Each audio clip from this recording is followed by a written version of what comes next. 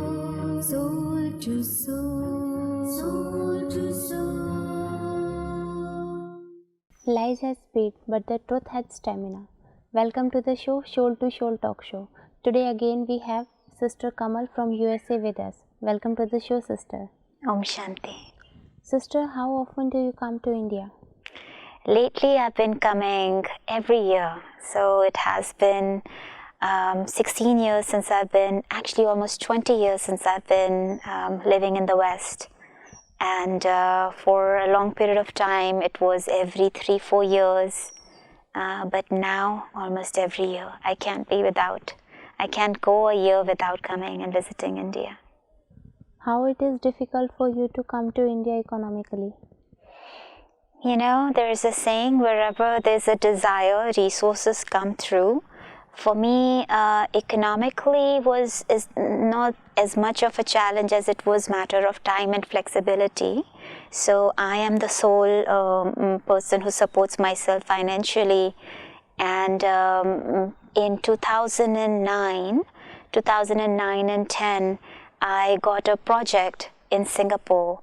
So that kept me financially free to visit often. And then in 2010, I was working for Microsoft and my project was working on a global initiative. And my boss was so kind and so nice that he allowed me to work from India, work from Delhi. Then that year worked, and after that last couple of years, it just happens.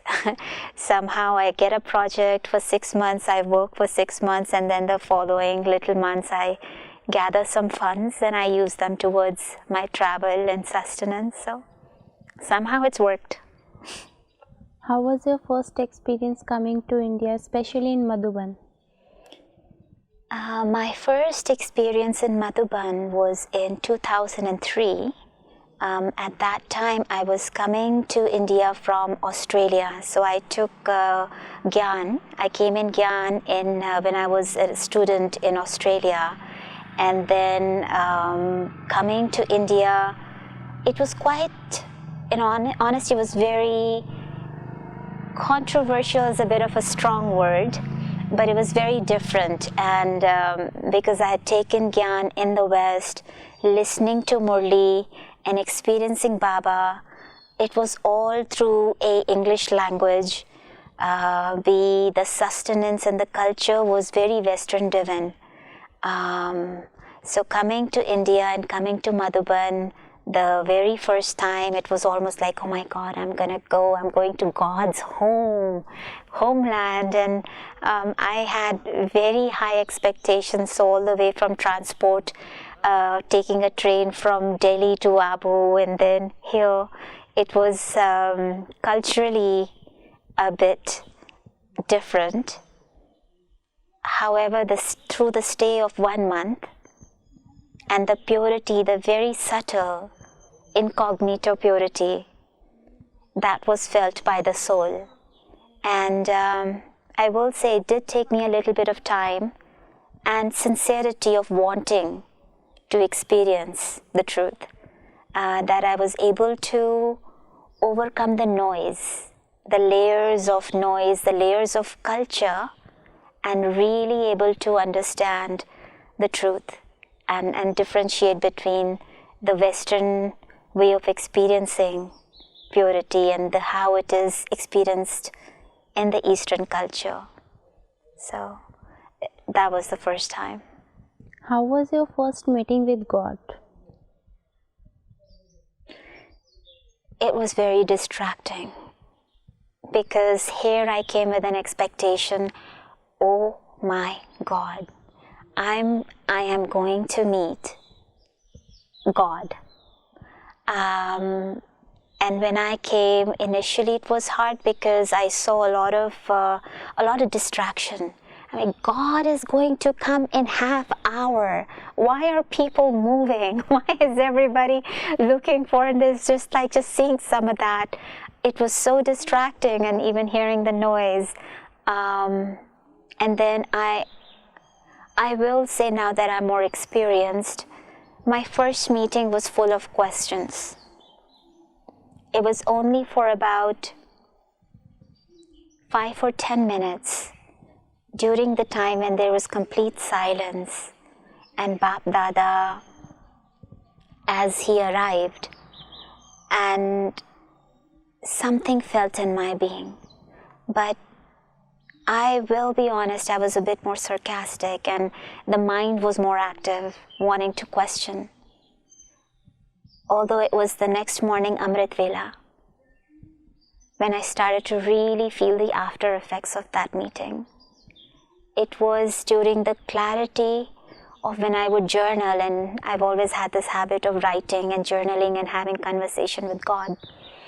It was the clarity and intimacy that developed in my conversation with Him. That was the true result of my meeting with Him. And then thereon, when I went back into my day-to-day life, so many things at a very subtle level, an attitude that was shifting. That's when I felt His presence and the meaning of that meeting. But during that time, there was a lot of distraction, and I think it was culture for what I had expected in the West, in my fantasy world, to adhering to the maturity of what it is and what it takes to recognize Him.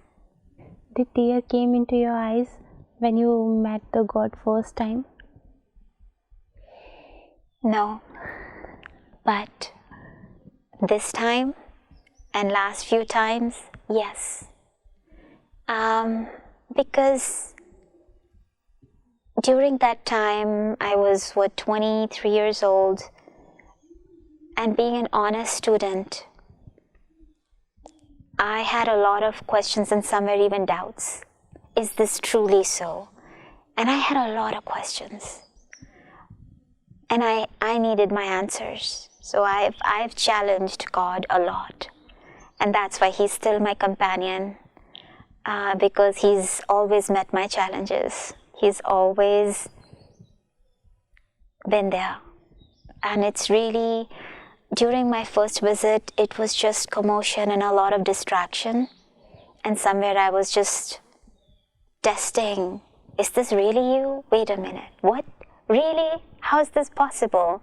And that's primarily because ever since I was a kid, I had relationship with Him. I've always had that relationship with God, that divinity. Accepting Him in this confluence age and the way He is working His magic. That took me a little time to experience. But now, I met Him and His meetings, absolutely. It's just, there is love, there is heart. So tears come because I'm a woman, and I pride in that. Share any one of your experience when God helped you. You know, there's a saying, Bhagwan hamara sati hai. It means when God is my companion, He is there, helping in every moment. One of the significant ways God has helped me is by really telling me, giving me the knowledge of who I am, and having that awareness and power of soul consciousness has helped me a lot. One of the things that He's always been there, one of the ways I felt His help constantly is by being truthful to Him. And you know, one of the benefits of having Him as your companion is the soul gets the touching and gets prepared. Anytime there's any major challenge that is to become into life, any test paper, our connection with Baba, it prepares us. And for me, that came about a few years ago. I became friends with a lady in Seattle who was trained as an end-of-life therapist.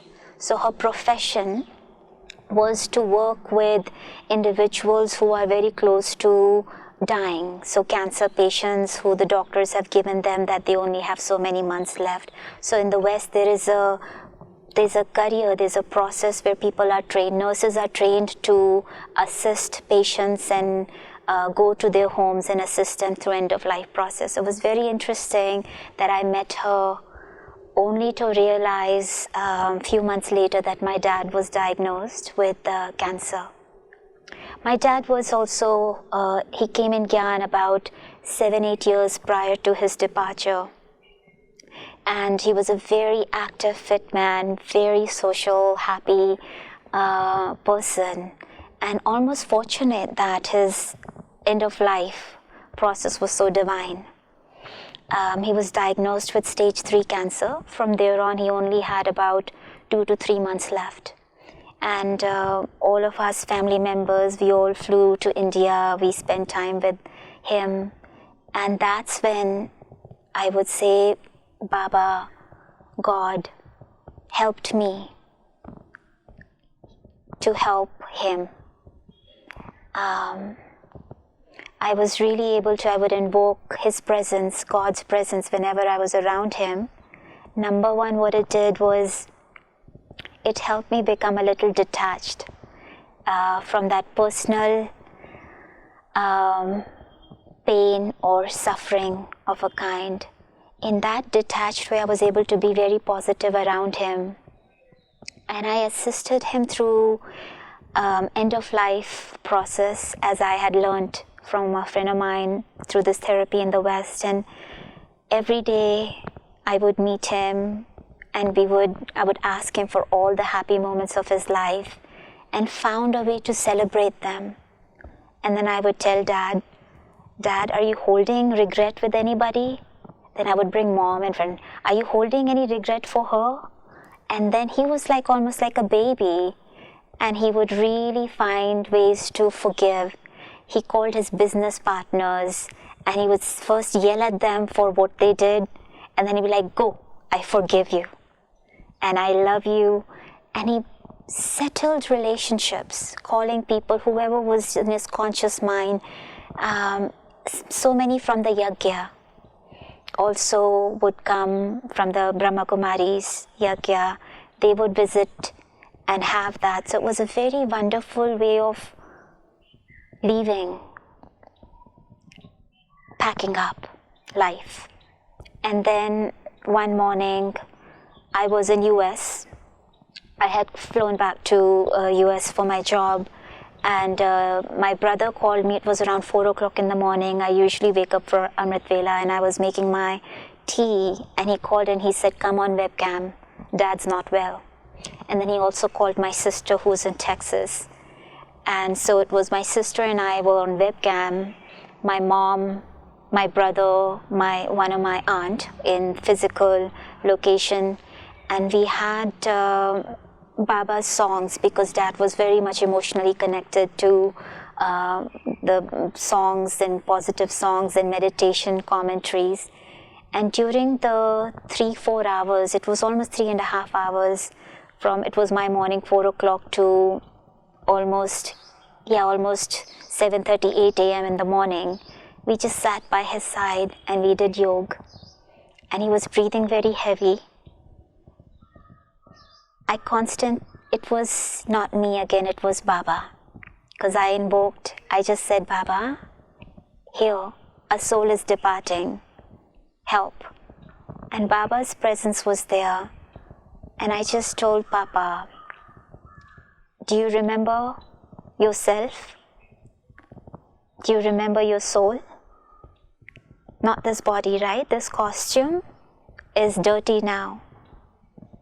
And he would just breathe. I was like, forget everyone, just become a soul. And remember your companion. Do you see your companion? And he raised his hand and did that. And he would do this. And peacefully, that was his last breath. And we knew he's departed. And we all just sat there in silence, in stillness. And he left. But beauty of his departure was after he departed, my brother, myself, we made sure that no one came in the house and cried. So whoever had to cry, we had dedicated a different room for tears. The only thing that was to be shared in that room where he left was joy, good remembrance, or silence. I come from a Sikh family, so we had put on the mantra of Vaheguru. So there was just that mantra chanting that was going on in that room. And thereon we celebrated, we got balloons, we got cracker balloons, we decorated the room. My brother made a kind of a small little PowerPoint documentary of all those moments of his pictures from his young age to old age, and he invited everyone to share some positive thing about him. So it was a very beautiful way. I was touched by Baba, who has been my teacher, to find beauty in everything. And that this has been one of deepest experience of how to honor someone and help them depart more peacefully. And that's been the biggest gift I've received from God. Well, one of the biggest. Why it is told in Brahma Kumaris not to cry when someone departs? You know, one of the things that I've learned from Brahma Kumaris and coming here is a clear distinction between I am a soul and I have a costume. And tears and cry, those who cry when someone leaves, they often cry. Oftentimes, most of the times, the tears come from a place of loss, and that is coming from a place of ignorance, because we cry with a sense of loss and thinking that the soul who has departed is in pain or something has gone wrong. One of the key things that I've learned is when the soul departs, it's perhaps just changing costumes. And with that understanding, knowledge brings power. So with that understanding, one of the things that I've learned is when the soul departs, the best thing to do is become peaceful, because that soul needs those peaceful, loving vibrations. If there are vibrations of sorrow and crying, the soul gets really distracted, and gets harder for the soul to transition. So that's one of the things that we learn from here studying in Brahma Kumaris is the nature of the soul and its relationship with the body. And when the soul leaves the body, it is departing and transitioning into a different costume. And at that time, it's wisdom to be as peaceful as possible, to hold as many good memories for the soul as possible, because the soul is transitioning. So if you really love someone, it's important to remain detached and do what's good for them as they depart and as they transition. Tell us about your best experiences with God. You know, some of my best experiences have been recently with a sense of maturity as my relationship with God also matures. One of my best relationships is when I share a relationship of a companionship with Him, where He's more of a companion. Before, in my early years, He was more like a father. And in my relationship with Him as my companion, it's really, some of the best experiences are the most casual ones, where I just enjoy cooking in His companionship. I enjoy traveling, I enjoy solitude, and He's there. And in those moments of absolute synchronicity, where something comes and here I think something and it happens, and it's just in those moments is when I feel the most secure, most loved, because I'm truly feeling His companionship, and there isn't a sense of emergency or any big situation that God needs to be present, or any challenge that I expect Him to be there. So some of my best experiences are those very subtle, normal, unexpected, day-to-day experiences where I just experience His presence unconditionally. And it comes in a form of love. It comes in a form of He is here, He's with me. And I feel good unconditionally, and I feel loving unconditionally. And that's the companionship of God. How one can experience God whom you can't see? It's a feeling. It's comes from a very subtle sense. Comes from love. When you experience God through love, you can understand God. It's easy to know God, how He is, where does He live, His role. So there are so many ways to know of Him. We can read books, we listen about Him in the Murlis, but to experience Him, one has to have love and detachment. And only when we detach from our immediate needs, it's through that touching, it's through that love, you can experience God. You have to have love. Is it true that the depressed or suppressed person take the shelter of God? Yes, it's true. Needy ones go to God. Needy ones go to God for help. Oftentimes those who are depressed or suppressed, it's a state of mind, and when the mind is not able to experience its serenity, it's natural for those human beings to reach out to God for help. But so yes, it's true, but it's not entirely true that only depressed and suppressed people reach out to God, because there are many others. One can reach to God for the sake of need, and then one can reach to God for the sake of self-expression, awareness, love. So, both. How can you use God's power in your practical life? It starts by becoming aware of your own nature. So when I recognize that I am a soul, and then I can easily tap into God's powers and God's nature, that I am a soul and I am a child of Supreme Soul, and all the powers and virtues that belong to Him are mine. And how I can use it, it's just matter of purity. As I purify myself, purify my consciousness, I can more easily connect with Him and tap into those powers and those virtues. And in having yoga with Him, all those virtues become mine, and then I can easily use them and as my help and perform actions, and it becomes very natural. How challenging is it to use values in your life?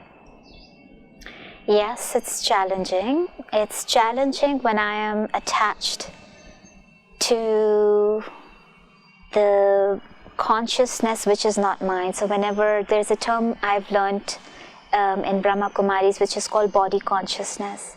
So I'm challenged to use those divine virtues when I am not connected to my source. That's when I'm influenced by the outside, and that's when the challenges come. And yes, I still experience those challenges. They do come, and whenever they come, and in that time when I check my awareness, almost all the time in those moments I'm not connected, I'm not seated in my seat of self-awareness.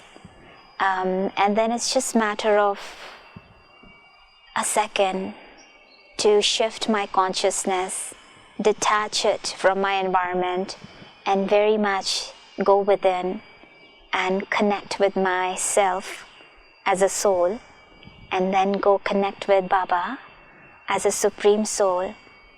And that helps me become detached from my external environment, and then it gets easy. But it's, even though there are moments of very natural state, but there are times it gets difficult, especially when there is something happening and I'm very emotionally connected in that situation or with someone in particular. It gets harder, but it's detachment and going back to the awareness of who I truly am helps me detach, and then it gets easy to just take benefit of any situation and really come from that place of authenticity where all my powers are at my instant use. Do you really think so that the spirituality is necessary for each and every human being? It's necessary for those who want to live authentically. There are many human beings who believe in a life living, worth living when you live from a place of inside out truth. I am who I am, and I shall be what I know. And for all those individuals who just love to live from the place of truth, for them, yes, because spirituality, it's really yet another facet of our being. Just like body is the physical aspect, mind is the subtle aspect.